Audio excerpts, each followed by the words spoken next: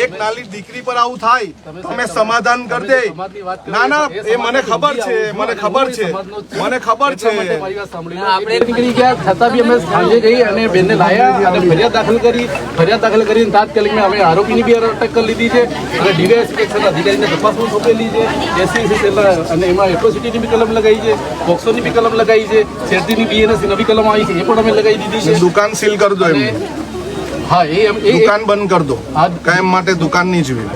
આ છોકરી સ્કૂલમાં જઈને કીધું, સ્કૂલમાંથી આવ્યા, બધું જોયું, સરપંચ આવ્યા, રજપૂત સાહેબ ને બોલાવ્યો, પીએસઆઈ સાહેબ ને બોલાવ્યો, પછી પોલીસ સ્ટેશને ગયા ને પછી સમાધાન કરી દીધું. સમાધાન નથી થયું. અમે ફરિયાદ મારી વાત સાંભળો. સમાધાન કરીને પાછા મોકલી આપ્યા. આ ગામના લોકો જાગૃત છે, ગામના લોકો જાગૃત છે. એમણે બધાએ થઈને પાછો કેસ સૂચવી ગયો ત્યારે તમે રાતના ફરિયાદ નોંધી. કેટલા વાગ્યાની ફરિયાદ નોંધી છે બતાવો, કેટલો સમય છે? અમે સવારમાં જ્યારે દીકરીને બેનને પોલીસ સ્ટેશન લઈને આવ્યા, ફરિયાદ લખવાનું ચાલુ કર્યું, એ બેન તેથી ફરિયાદ આપ્યા વગર નીકળી ગયા.